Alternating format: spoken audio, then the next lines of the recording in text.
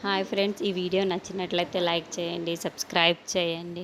దీప జోష్న వాళ్ళ అమ్మ మాట్లాడుకుంటూ ఉంటారు. ఇంతలో అక్కడికి జోష్న వచ్చి ఏంటి తల్లి కూతుర్లు మాట్లాడుకుంటున్నారు అని చెప్పేసి అడుగుతూ ఉంటుంది. ఆ మాటలు వినగానే అక్కడున్న వాళ్ళిద్దరు కూడా ఒక్కసారిగా షాక్ అయిపోతూ ఉంటారు. ఇంతలో అక్కడున్న జోష్న అయితే ఎందుకు అలా అన్నాను అన్నీ నేను ఆలోచిస్తున్నావా, నువ్వు మా అమ్మ నాన్నల్ని అమ్మ నాన్న అనుకుంటున్నావు కదా దీప, అలాగే మా అత్తమ్మ మామల్ని అత్త మామల్లా అనుకో.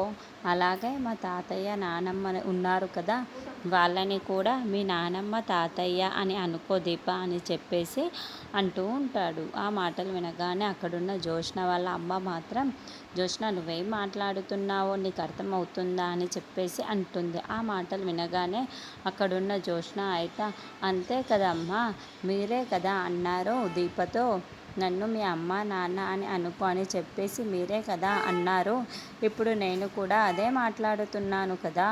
ఇప్పుడు మీరు అమ్మా నాన్న అయినప్పుడు బావ వాళ్ళ అమ్మ నాన్న దీపకి అత్త మామలే కదా అవుతారు కదా అమ్మ, అందుకే నేను అలా మాట్లాడించాను అని చెప్పేసి అంటుంది.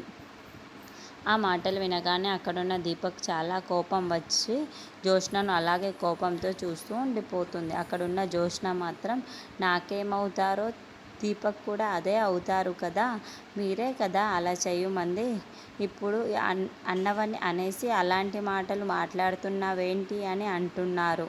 ఆ మాటలు వినగానే అక్కడున్న దీప మాత్రం చాలా కోపంగా జోష్నను చూస్తూ ఉండిపోతుంది. ఇంతలో అక్కడున్న జోష్న వాళ్ళ గ్రాని అయితే ఇప్పుడు కరెక్ట్గా మాట్లాడుతున్నవే మనవరాలా, ఇప్పుడు నువ్వు వాళ్ళు ఎలా తప్పించుకుంటారో నేను చూస్తాను అని చెప్పేసి తన వైపుకు చూసి నవ్వుతూ ఉంటుంది.